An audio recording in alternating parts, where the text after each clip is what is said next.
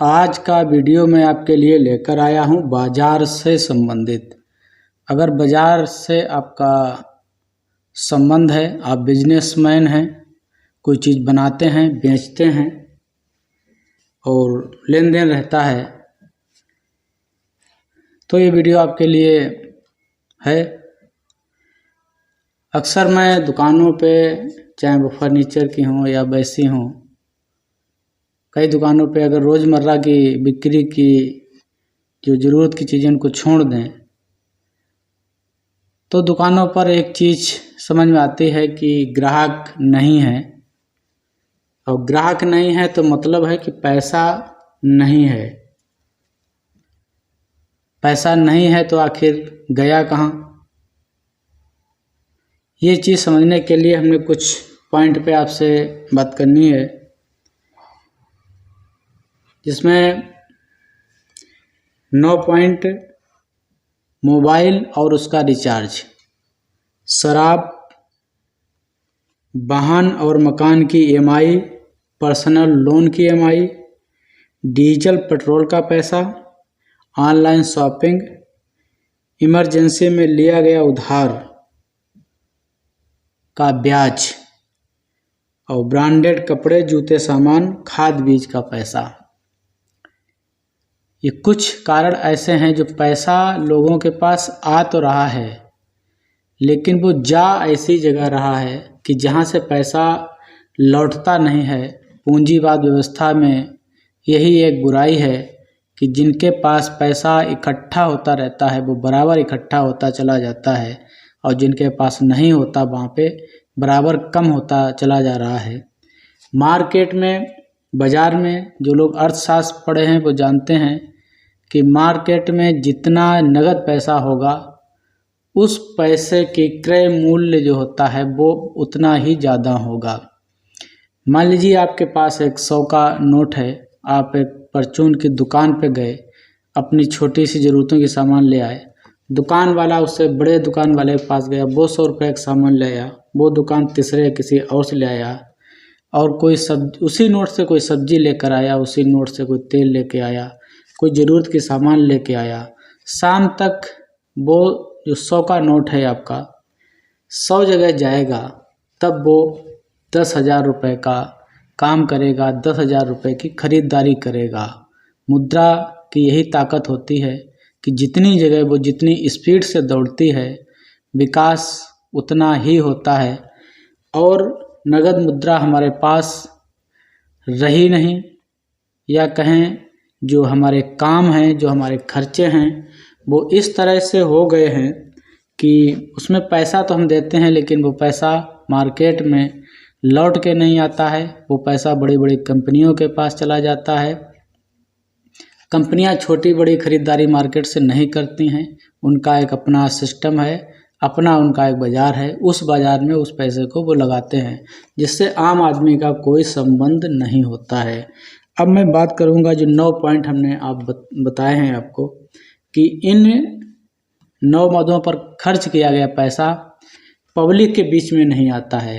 ये पैसा ऐसे लोगों के पास जाता है जो पैसा यहाँ से जाता तो है, लेकिन वो कहीं मार्केट में उसका खर्च नहीं करते। अगर करते हैं तो वो उसका एक बहुत छोटा हिस्सा होता है। आपके घर में 4 लोग हैं, चारों लोगों के पास मोबाइल है। मान लीजिए साल में आपने एक मोबाइल क्रय किया। मोबाइल बनाने वाली कंपनियां कोई सामान्य कंपनियां नहीं हैं, वो पूंजीपति लोगों की कंपनियां हैं। आपने मोबाइल खरीदा, पैसा उनके खाते पे गया, जो पैसा मार्केट में लौट के नहीं आएगा। जो मोबाइल आप रिचार्ज करते हैं उसका सारा पैसा टैक्स गवर्नमेंट के पास जाता है, और बाकी पैसा जो कंपनियां हैं मोबाइल की नेटवर्क के, उनके पास चला जाता है, तो वो पैसा मार्केट में नहीं आता है। तो इससे मार्केट में नकदी की कमी हो रही है, और उसी नकदी की कमी की वजह से बहुत सारे धंधे प्रभावित हो रहे हैं, कारखाने बंद हो रहे हैं, बिक्री लोगों की कम हो गई है। दूसरा पॉइंट है हमारा शराब। बहुत बड़ी मात्रा में लोग शराब पीते हैं, लगभग 90% लोग शराब पीते हैं। इस शराब पे जो आप पैसा खर्च करते हैं वो आधा पैसा लगभग सरकार के पास टैक्स के रूप में जाता है और आधा पैसा उन उद्योगपतियों के पास चला जाता है जो इसका बना रहे हैं, बेच रहे हैं। और तो ये दो बातें हो गई।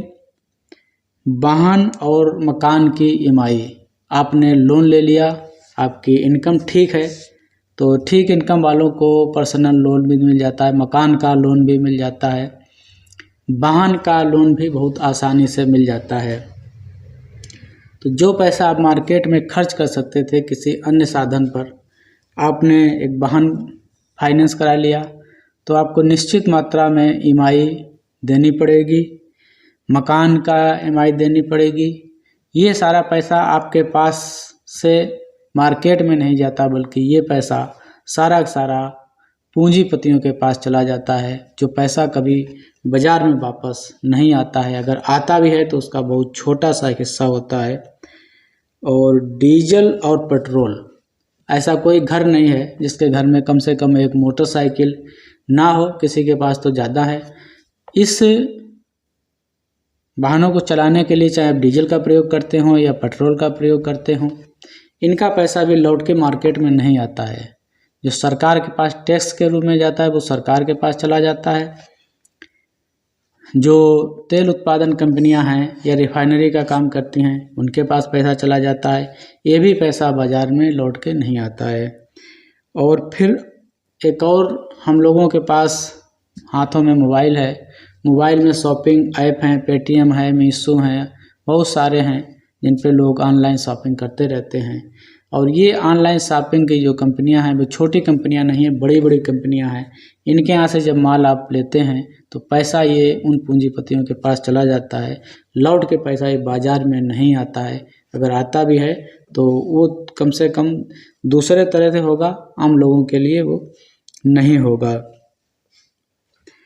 इमरजेंसी में लिया गया उधार, आपको भविष्य में कोई न कोई ज़रूरत पड़ी जाती है, बच्चों की शादी हो, पढ़ाई हो, स्वास्थ्य संदेश समस्याएं हो, तो इनमें जब आदमी इमरजेंसी में उधार ले लेता है किसी से और जो उसका ब्याज चुकाता है, उधार चुकाता है, वो भी पैसा लौट कर मार्केट में नहीं आता है, क्योंकि ब्याज देने वाले लोग बड़े लोग होते हैं, पूंजीपति लोग होते हैं। और जैसे हम ब्रांडेड कपड़े, जूते, चप्पल, घड़ियाँ, टीवी वगैरह बहुत सारी चीज़ें हम खरीद लाते हैं अपने शौक़ के लिए या दिखावे के लिए, उन कंपनियों का भी पैसा उन्हीं के पास जाता है, पैसा मार्केट में लौट के नहीं आता है। खाद बीज का पैसा हो गया, बीज की बड़ी बड़ी कंपनियां हैं जो हाइब्रिड बीज बनाती हैं, खाद बनाती हैं, ये पैसा किसानों के पास से तो जाता है लेकिन लौट के किसानों के पास नहीं आता है। तो ये कुछ कारण थे जिसकी वजह से मार्केट में जो नकदी की कमी है, उस नकदी की कमी की वजह से मार्केट में जो एक बिक्री ना होने का कारण बना हुआ है, और जो पैसा हम कमा रहे हैं या तो मोबाइल में दे रहे हैं या अपनी हम ईएमआई चुका रहे हैं, अपने डीजल पेट्रोल का खर्चा निकाल रहे हैं और सिर्फ घर की जो आवश्यक ज़रूरतें हैं उन पर हम पैसा खर्च कर रहे हैं। क्योंकि पैसा हमें कहीं से मिला, ऑनलाइन चला गया। जब तक नकदी मार्केट में नहीं जाएगी तो उस मार्केट का जो विकास है वो रुक जाएगा, क्योंकि पैसा जितना घूमता है वो उतना व्यापार करता है, जितना छोटे लोगों के पास घूमेगा वो उस पैसे से उतनी ज़्यादा खरीदारी करेंगे, और जितनी ज़्यादा खरीदारी होगी वो मार्केट के लिए उतना ही अच्छा होगा। तो ये कुछ बातें हमें समझनी चाहिए कि हम अपने खर्चों को कहाँ भेज रहे हैं, किसके पास भेज रहे हैं। वो सारे खर्चे हमारे पास किसी भी माध्यम से लौट के नहीं आ रहे, वो पैसा लौट के नहीं आ रहा। यही कारण है कि दुकानदार 2-2, 3-3 महीना बिक्री नहीं होती है काफ़ी लोगों की, कुछ लोगों के धंधे दुकानें बंद हो जाती हैं। दैनिक आवश्यकता की चीज़ें बराबर चलती रहती हैं।